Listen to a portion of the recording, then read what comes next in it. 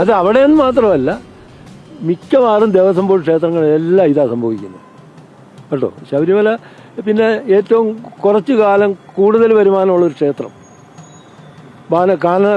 വനത്തിനാണ് ഉള്ളിലിരിക്കുന്ന ഒരു ക്ഷേത്രമായതുകൊണ്ടാണ് അതിന് ഇമ്പോർട്ടൻ്റ് അല്ലേ. അത് ഇതിങ്ങനെ തുടരും, അടുത്ത പാർട്ടി വന്നാലും ഇത് തന്നെ. ഭക്തജനങ്ങൾക്ക് ഞാൻ നോക്കിയിട്ട് ഒരു ഗുണം അവിടെ കാണുന്നില്ല. അവർക്ക് ചെന്ന് തൊഴാനുള്ള സൗകര്യങ്ങളോ ഒന്നുമില്ല. വളരെ മോശം പരിപാടിയിൽ തന്നെ നടന്നിരിക്കുന്നത്. ലോകത്തിൻ്റെ എല്ലാ ഭാഗത്തും ഇപ്പോൾ ശബരിമലയെ പറ്റിയുള്ള ഇത് തകർക്കുക ഇതൊരു ചെറിയ ഗൂഢലക്ഷ്യം തന്നെയാണിത്.